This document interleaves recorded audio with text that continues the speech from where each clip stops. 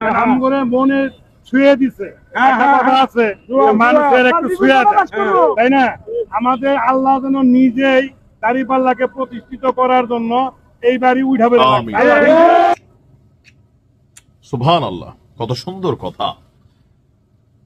এই কথা বইলা এই হুজুর বাংলাদেশ জামাত ইসলামের যে পরিমাণ ক্ষতি করছে, এটা নিশ্চয়ই জামাতের যারা ঊর্ধ্বতন নেতা কর্মীরা আছেন তারা বুঝতে পারছেন নিশ্চয়ই, তাই না?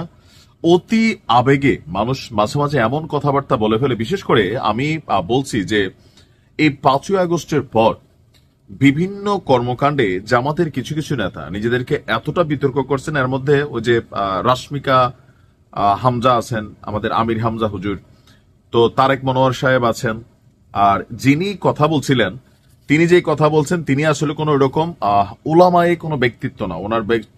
ওনার সম্পর্কে যতটুকু আমরা দেখছি যে এখানে তিনি বড় কোনো হুজুর টুজুর না, বাট এটা আবেগের জায়গা থেকে বইলা ফেলছেন।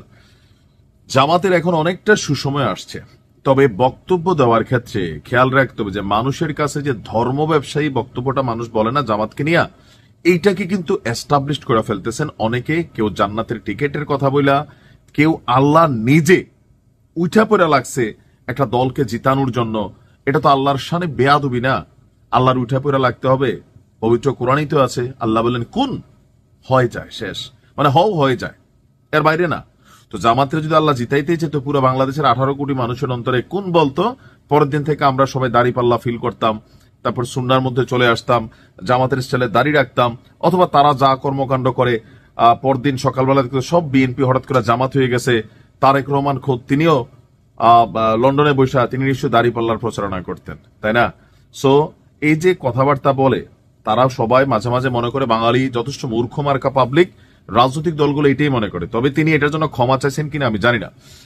এই বক্তব্যটা বেসিক্যালি 5 দফা দাবিতে বাংলাদেশ জামায়াত ইসলামী সহ যে 8টি দলের সমাবেশ ছিল, যেখান থেকে 16 নভেম্বরের বক্তব্য আসছে, গণভোটের ইস্যুতে সরকার শক্ত অবস্থানে, যা যদি তাদের সিদ্ধান্ত না মানে তাহলে তারা সরকারকে শক্ত চ্যালেঞ্জ দিবে। এই যে প্রোগ্রামটা ছিল, সেই প্রোগ্রামে রাজধানীর পল্টনে আয়োজিত এক সমাবেশে জামাতের যিনি কথা বলছেন তিনি আসলে কোনো বড় মাপের নেতাও না, তিনি একজন কর্মী, কিন্তু আমি যতটুকু ওনার সম্পর্কে জানলাম।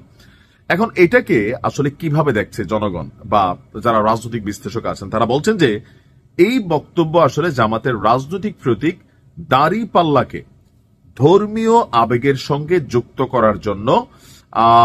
জামাত এতদিন ধর্মকে রাজনৈতিকভাবে ব্যবহার করলেও এবার আল্লাহর নাম নিয়ে রাজনীতি করছে, এটা মনে করছে বিএনপি নেতারা, যা নির্বাচন পূর্ব সময়ে জনগণের মধ্যে বিভাজন সৃষ্টির আশঙ্কা করে। এমনকি মাওলানা তারেক জামিল তিনি মনে করছেন ধর্মীয় অনুভূতিকে রাজনৈতিক স্বার্থে, এখন বাংলাদেশে তো হচ্ছে অনুভূতির খেলা।